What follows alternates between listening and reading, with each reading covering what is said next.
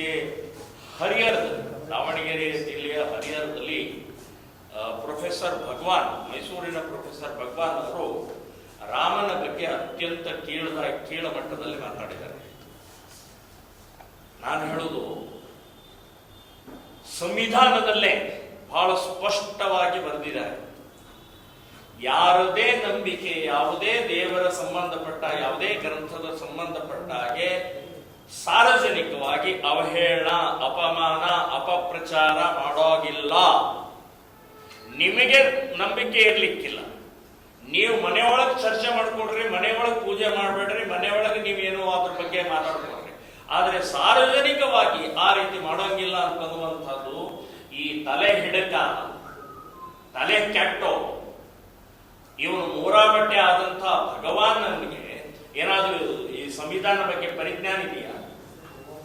ಇನ್ನು ವಾಲ್ಮೀಕಿ ರಾಮಾಯಣದಲ್ಲಿ ಬರೆದಂತಹದ್ದು ಹಾಗಾದ್ರೆ ವಾಲ್ಮೀಕಿಗೆ ಅಪಮಾನ ಮಾಡ್ತಾ ಇದ್ರಿ.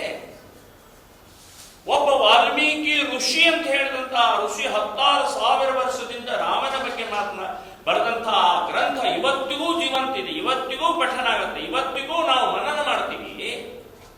ಸೊ ಅಂಥ ರಾಮನ ಬಗ್ಗೆ ಇಷ್ಟು ಕೆಟ್ಟ ಕೀಳಮಟ್ಟ. ಭಗವಾನ್ ಹುಷಾರಿರಿ, ನೀವು ಏನ್ ಬೇಕಾದ ಮಾತಾಡಬಹುದು ಅಂತನ್ನುವಂಥದ್ದು ನೀವು ಯೋಚನೆ ಮಾಡಿದರೆ ಸ್ವಾತಂತ್ರ್ಯ ಆಗಲಿ, ಸ್ವೇಚ್ಛಾಚಾರ, ನಾಲಿಗೆ ಕಿತ್ತು ಬಿಸಾಕ್ಬೇಕಾಗತ್ತೆ. ನಮ್ಮ ರಾಮನ ಬಗ್ಗೆ ಮಾತಾಡ್ತೀರಿ? ಈ ದೇಶದಲ್ಲಿ ಕಣದಲ್ಲಿ ರಾಮಿದ್ದಾನೆ, ಮನದಲ್ಲಿ ರಾಮಿದ್ದಾನೆ. ಸೊ ರಾಮನ ಬಗ್ಗೆ ಮಾತನಾಡುವಷ್ಟು ಧೈರ್ಯ ಬಂದ ನಿಮ್ಗೆ? ಮೇಲಿಂದ ಮೇಲೆ ಆಗ್ತಾ ಇದೆ, ಮೇಲಿಂದ ಮೇಲೆ ನೀವು ಮಾಡ್ತಾ ಇದ್ದೀರಿ, ಪರ್ಪಸ್ ಮಾಡ್ತಾ ಇದ್ದೀರಿ ನೀವು. ನಾನು ಹೇಳೋದು, ಸರ್ಕಾರ ಇಮ್ಮಿಡಿಯೇಟ್ ಸೋಮೋಟೋ ಕೇಸ್ ಯಾಕೆ ಹಾಕಿಲ್ಲ? ಯಾಕೆ ಹಾಕಲಿಲ್ಲ ನೀವು?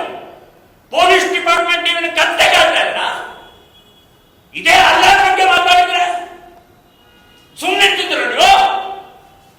ಸೊ ರಾಮನ ಬಗ್ಗೆ ಅವಹೇಳನ ಮಾಡಿದ್ರೆ ನಾವು ಸಹನೆ ಮಾಡೋಕ್ಕೆ ಸಾಧ್ಯನೇ ಇಲ್ಲ. ಸರ್ಕಾರದವರು ಕ್ರಮ ತಗೊಳ್ಳದೇ ಇದ್ರೆ ನಾವು ಮುಂದಿನ ದಿನಗಳಲ್ಲಿ ಮನೆ ಹೋಗಬೇಕಾಗತ್ತೆ ಅಂತನ್ನುವಂಥ ಎಚ್ಚರಿಕೆ ಕೊಡ್ತಾ ಇದ್ದೀವಿ. ಇಮಿಡಿಯೇಟ್ ಸೋಮಟಿವ್ ಹಾಕಿ, ಇಮಿಡಿಯೇಟ್ ಅರೆಸ್ಟ್ ಮಾಡಿ ಆ ವ್ಯಕ್ತಿಯ ನಾಲಿಗೆನೋ ಅಥವಾ ಏನೋ ಅಂತ ಒಂದು ಯೋಚನೆ ಮಾಡಬೇಕಾಗಿದೆ.